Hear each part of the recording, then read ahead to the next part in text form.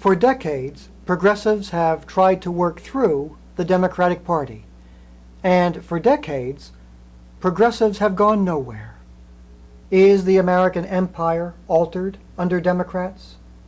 Is the enrichment of the corporate elite via the raiding of the U.S. Treasury any less under Democrats? Are election laws fairer? Are civil rights more secure? Is the financial noose around everyone's neck less tight when Democrats are in control? Are small family farms on the road to restoration when Democrats are in power? Is democracy more firmly anchored in American society with community empowerment and national initiative and referendum with Democrats? Can we truly sing "Happy Days Are Here Again" upon the election of a Democrat to office? The Democrats do the bidding of those who are the primary financiers of their campaigns, and the primary financiers of their campaigns are pretty much the same primary financiers of the Republicans. Barack Obama received more campaign finance from Wall Street than any other presidential candidate in history. Progressive author Chris Hedges writes, "The sad reality is that progressives were once again suckered by the Democratic Party. They were had. It is not a new story. It is the same old merry-go-round, only with Obama branding. And if we have not learned by now that the system is broken, that as citizens we do not matter to the political elite, that we live in a corporate state where our welfare and our interests are irrelevant, we are in serious trouble. Our last hope is to step outside of the two-party system and build movements that defy the Democrats and the Republicans. Progressives must have the temerity to stand behind their ideals rather than their illusions and the empty slogans peddled by Democratic campaigns. We forgot that social reform never comes from accommodating the power structure, but from frightening it.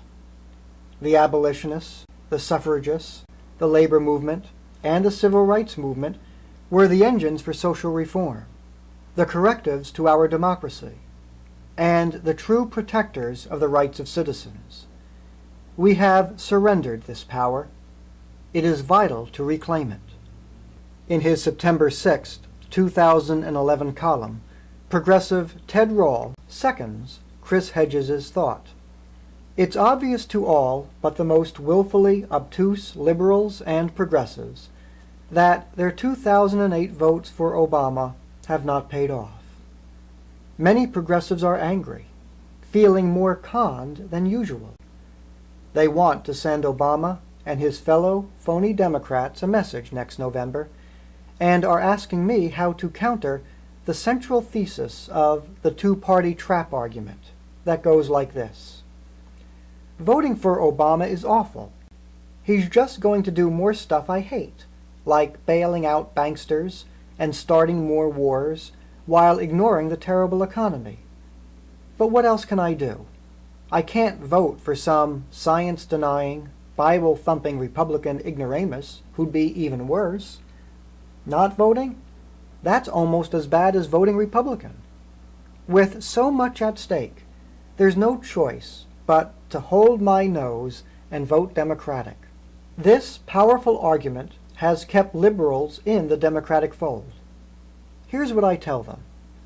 First and foremost, your vote, or lack thereof, cannot and will not put Rick Perry or Mitt Romney in the White House.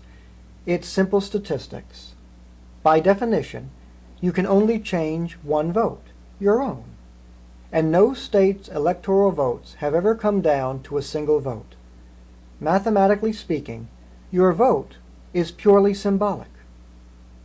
Point 2. Democratic Party strategists take liberal voters for granted. Democrats ask, where else are they going to go?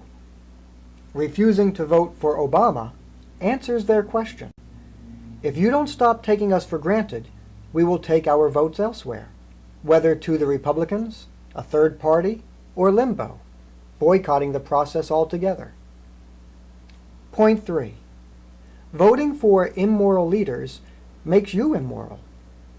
It's one thing to be duped.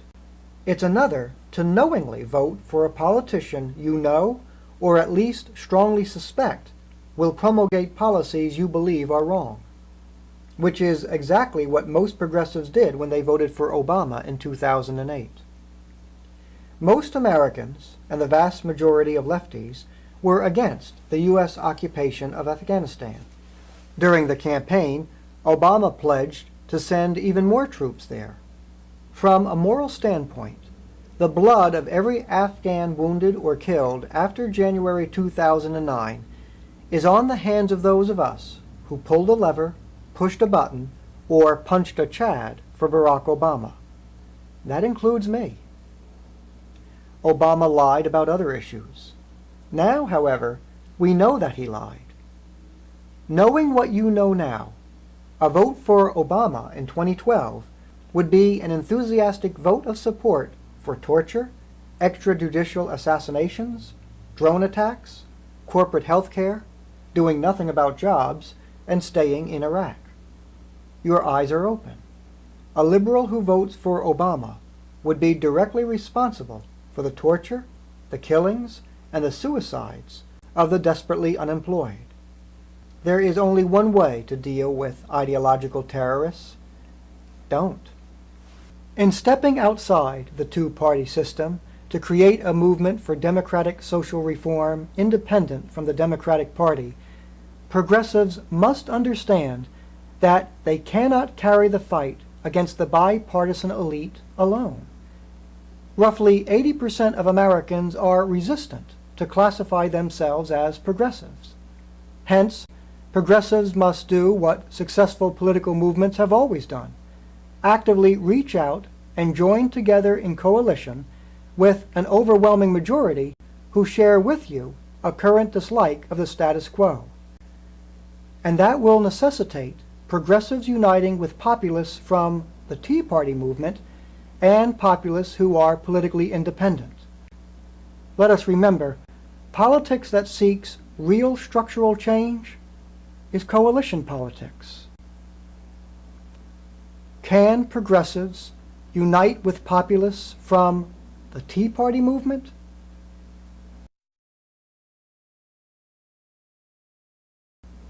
At the risk of sounding like a Bible-thumping ignoramus, the Bible has a message that speaks to progressives at this critical time. I say unto you, love your enemies. For if ye love them which love you, what reward have ye? And if ye salute your brethren only, what do ye more than others? If progressivism is going to be a force for major structural change, rather than an intellectual self-indulgence or a soothing psychological catharsis in a fascist world, if progressivism is to be something more than a symbolic means of self-identification, just a way of distinguishing yourself from the perceived unenlightened, ignorant, or unsophisticated, then the progressive movement will have to expand to include people who do not readily identify themselves as progressives. With the fascist control of our country growing with either Republican or Democratic rule, any citizen resistant to that control should be actively sought as a political ally. To his credit, progressive intellectual Noam Chomsky has spent some time listening to right-wing talk radio, understanding that progressives must broaden their embrace to include Tea Party patriots. In a composite of 2 interviews, Chomsky says, "It is easy to ridicule them, but these people have very real grievances, and a lot of what they're protesting is pretty sensible. These are people who have done everything right. They're Christian, God-fearing, hard-working, patriotic Americans. They take care of their families, and for 30 years they've been shafted. They've seen their wages and income decline, their benefits and services cut, their taxes increased. They want answers as to why their lives are so crummy. They want answers, and need them, and deserve them. They're getting crazy answers from Republican operatives seeking to exploit them, but they're not hearing any others. And what we really ought to be asking ourselves is why we progressives are not organizing with these people.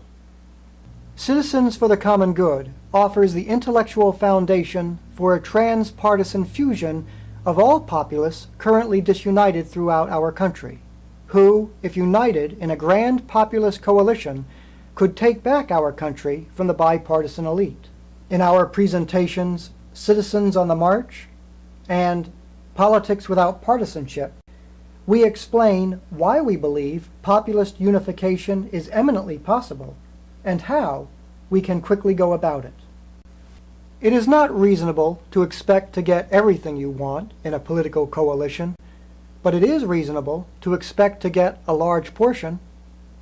In contrast, the Democrats will promise you everything, but in the end, they will just throw you a few meatless bones now and then.